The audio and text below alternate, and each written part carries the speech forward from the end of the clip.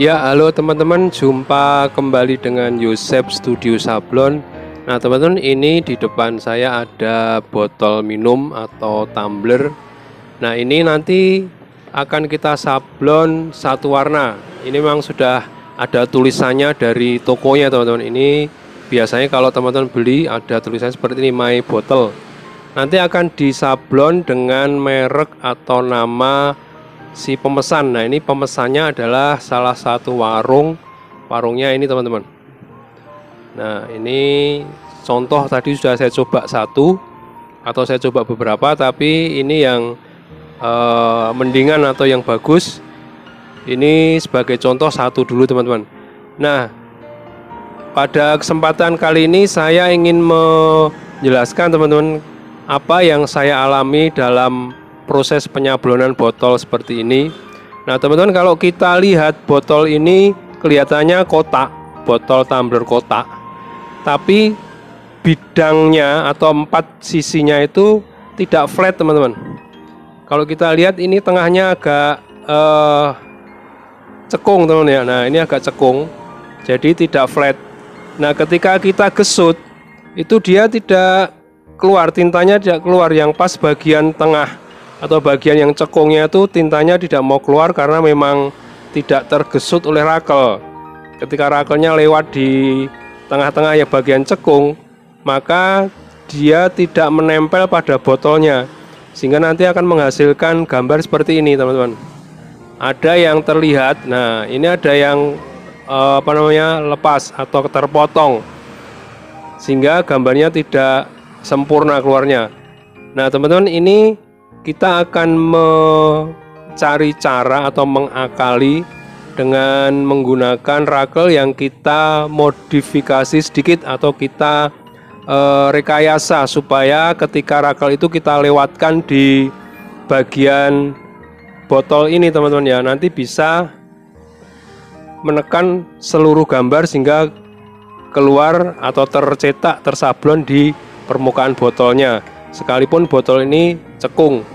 Memang tidak semua, teman-teman, ada yang flat tapi ada bidang yang cekung. Nah, kalau kita ingin mencari bagian yang flat nanti memerlukan waktu yang terlalu lama.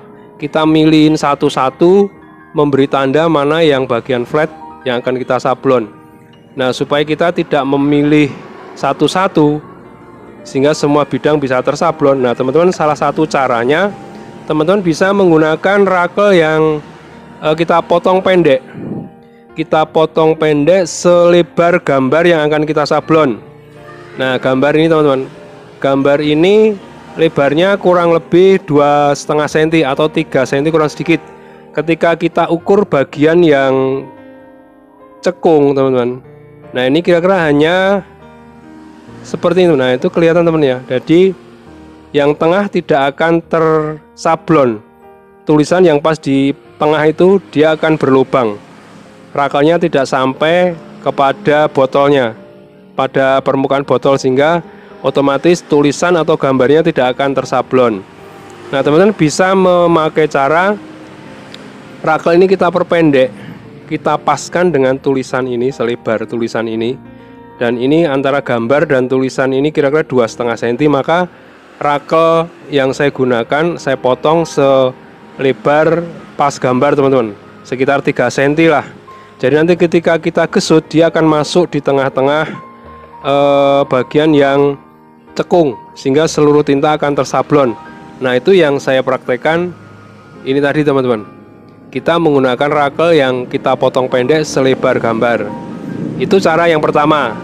Yang kedua, untuk mengakali supaya gambar itu tersablon sekalipun harus masuk di bagian cekung, maka teman-teman harus memodifikasi atau merekayasa rakel ini kita buat cembung. Ya, biasanya kan flat tapi ini kita buat cembung. Nah, nanti begini, teman-teman. Sebentar, ini akan saya buka dulu.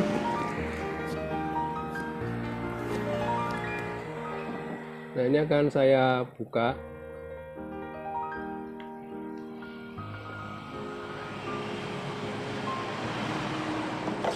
Nah, teman-teman, rakelnya bisa dibuat seperti ini, teman-teman. Rakelnya di bagian bawahnya atau bagian yang tidak lancip, karena ini kita menggunakan raka lancip, kita potong seperti ini. Tujuannya apa kita potong seperti ini? Tujuannya supaya bisa kita lengkungkan. Nah seperti ini teman. Nah kita lengkungkan begini. Nah ini kan bisa melengkung. Nah ini nanti kita ukur sesuai dengan cekungan di botol itu.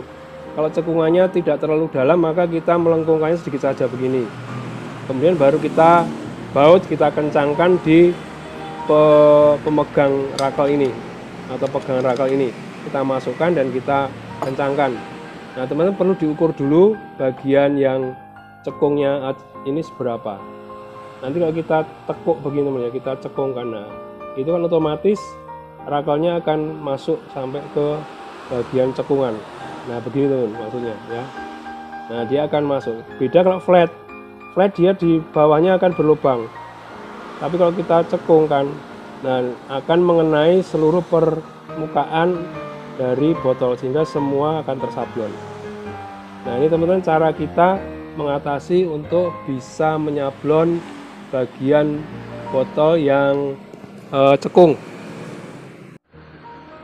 Nah kemudian cara yang berikutnya teman-teman, kalau tadi mungkin terlalu riwil ya, harus motong rakel, harus membuat rakel menjadi lengkung, itu mungkin juga agak repot.